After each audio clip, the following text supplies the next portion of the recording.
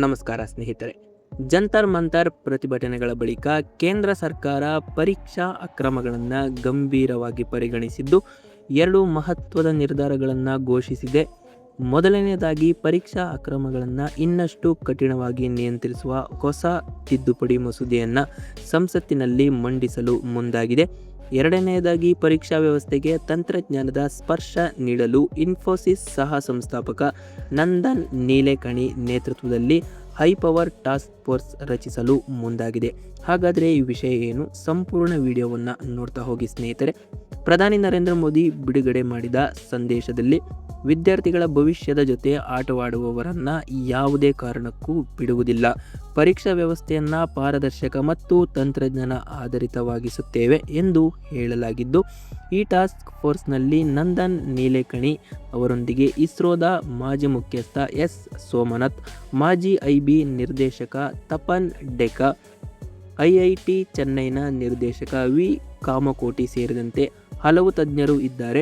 ಈ ತಂಡ ನೀಟ್ ಸೇರಿದಂತೆ ಕೇಂದ್ರ ಸರ್ಕಾರ ನಡೆಸುವಂತಹ ಎಲ್ಲ ಪ್ರಮುಖ ಪರೀಕ್ಷೆಗಳಲ್ಲಿ ಪಾರದರ್ಶಕತೆ ಹೆಚ್ಚಿಸುವುದು, ಪೇಪರ್ ಲೀಕ್ ತಡೆಯುವುದು ಮತ್ತು ತಂತ್ರಜ್ಞಾನ ಆಧಾರಿತ ಪರೀಕ್ಷಾ ವ್ಯವಸ್ಥೆಯನ್ನು ರೂಪಿಸುವುದು ಕುರಿತು ಸರ್ಕಾರಕ್ಕೆ ಸಲಹೆ ನೀಡಿದ್ದು, ಇದರಲ್ಲಿ ಪ್ರಮುಖವಾಗಿ ಪ್ರಶ್ನೆ ಪತ್ರಿಕೆಗಳನ್ನು ಎನ್ಕ್ರಿಪ್ಟ್ ಮಾಡಿದ ರೂಪದಲ್ಲಿ ನೇರವಾಗಿ ಪರೀಕ್ಷಾ ಕೇಂದ್ರಗಳಿಗೆ ಕಳುಹಿಸಿ, ಇನ್ನು ಪರೀಕ್ಷೆ ಆರಂಭಕ್ಕೂ ಕೆಲವೇ ಕ್ಷಣಗಳ ಮೊದಲು ಅಲ್ಲಿಯೇ ಪ್ರಿಂಟ್ ಮಾಡುವ ವ್ಯವಸ್ಥೆ ಅಥವಾ ಸಾಧ್ಯವಾದಷ್ಟು ಕಂಪ್ಯೂಟರ್ ಆಧಾರಿತ ಪರೀಕ್ಷೆಗಳನ್ನು ಜಾರಿಗೆ ತರುವ ಕುರಿತು ಚರ್ಚೆಯು ನಡೆಯುತ್ತಿದ್ದು, ಇದರಿಂದ ಪೇಪರ್ ಲೀಕ್ ಆಗುವಂತಹ ಸಾಧ್ಯತೆ ಬಹಳ ಮಟ್ಟಿಗೆ ಕಡಿಮೆ ಮಾಡುವ ಉದ್ದೇಶ.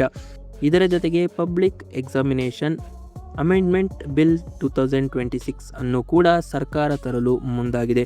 ಈ ಮಸೂದೆ ಪ್ರಕಾರ ಪೇಪರ್ ಲೀಕ್ ಸೇರಿದಂತೆ ಗಂಭೀರ ಪರೀಕ್ಷಾ ಅಕ್ರಮಗಳಲ್ಲಿ ಭಾಗಿಯಾದವರಿಗೆ ಕನಿಷ್ಠ 7 ವರ್ಷದಿಂದ ಗರಿಷ್ಠ 10 ವರ್ಷದವರೆಗೆ ಜೈಲು ಶಿಕ್ಷೆ ಹಾಗೂ 10 ಕೋಟಿಯವರೆಗೆ ದಂಡ ವಿಧಿಸುವ ಅವಕಾಶ ಕಲ್ಪಿಸಲಾಗಿದೆ. ಇನ್ನು ಸ್ನೇಹಿತರೆ, ಎಲ್ಲರೂ ಕೂಡ ಗಮನಿಸಬೇಕಾದಂತಹ ವಿಷಯ ಏನೆಂದರೆ 2024ರಲ್ಲೂ ಇದೇ ಉದ್ದೇಶದಿಂದ ಕಾನೂನು ತರಲಾಗಿತ್ತು. ಆದರೆ ನಂತರವೂ ನೀಟ್ ಸೇರಿದಂತೆ ಹಲವು ಪ್ರಶ್ನೆ ಪತ್ರಿಕೆಗಳಲ್ಲಿ ಅಕ್ರಮಗಳು ಕೂಡ ನಡೆದಿವೆ. ಹೀಗಾಗಿ ಕೇವಲ ಕಾನೂನು ಸಾಕಾಗುವುದಿಲ್ಲ, ಅದನ್ನು ಕಟ್ಟುನಿಟ್ಟಾಗಿ ಜಾರಿಗೊಳಿಸುವ ಕ್ರಮವು ಅಗತ್ಯ ಎಂಬ ಪ್ರಶ್ನೆ ಮತ್ತೆ ಎದ್ದಿದೆ. ಈ ಹೊಸ ತಿದ್ದುಪಡಿಯಲ್ಲಿ ತನಿಖೆಯನ್ನು 2 ತಿಂಗಳೊಳಗೆ ಪೂರ್ಣಗೊಳಿಸುವುದು, 3 ತಿಂಗಳೊಳಗೆ ವಿಚಾರಣೆ ಮುಗಿಸುವುದು ಹಾಗೂ ಮೇಲ್ಮನವಿಯನ್ನು ಶೀಘ್ರದಲ್ಲೇ ಇತ್ಯರ್ಥಪಡಿಸುವಂತಹ ವೇಗದ ನ್ಯಾಯ ಪ್ರಕ್ರಿಯೆಗೆ ಒತ್ತು ನೀಡಲಾಗಿದೆ. ಜೊತೆಗೆ ಪರೀಕ್ಷಾ ಕೇಂದ್ರಗಳು ಅಥವಾ ಕೋಚಿಂಗ್ ಸೆಂಟರ್ಗಳು ಅಕ್ರಮದಲ್ಲಿ ಭಾಗಿಯಾದವರು ಕಠಿಣ ಕ್ರಮ ಕೈಗೊಳ್ಳುವ ಅವಕಾಶವೂ ಕೂಡ ನೀಡಲಾಗಿದೆ. ಅಂದರೆ ಸ್ನೇಹಿತರೆ, ಅಂತಿಮವಾಗಿ ಎಲ್ಲರ ಮುಂದಿರುವ ಪ್ರಶ್ನೆ ಒಂದೇ: ಈ ಹೊಸ ಕಾನೂನು ಮತ್ತು ತಂತ್ರಜ್ಞಾನ ಆಧಾರಿತ ವ್ಯವಸ್ಥೆಯಿಂದ ಪೇಪರ್ ಲೀಕ್ ಹಾಗೂ ಪರೀಕ್ಷಾ ಅಕ್ರಮಗಳಿಗೆ ನಿಜವಾಗಿಯೂ ಅಂತ್ಯ ಸಿಗುತ್ತದೆಯಾ, ಅಥವಾ ಇದು ಮತ್ತೊಂದು ಕಾನೂನು ಮಾತ್ರವಾಗಿ ಉಳಿಯುತ್ತದೆಯಾ? ಈ ಬಗ್ಗೆ ನಿಮ್ಮ ಅಭಿಪ್ರಾಯವನ್ನು ಕಮೆಂಟ್ನಲ್ಲಿ ತಿಳಿಸಿ. ಇದೇ ರೀತಿ ಹೆಚ್ಚಿನ ಮಾಹಿತಿಗಾಗಿ ನಮ್ಮ ಚಾನಲನ್ನು ಲೈಕ್ ಮಾಡ್ಕೊಳ್ಳಿ, ಹಾಗೆ ಸಬ್ಸ್ಕ್ರೈಬ್ ಮಾಡ್ಕೊಳ್ಳಿ.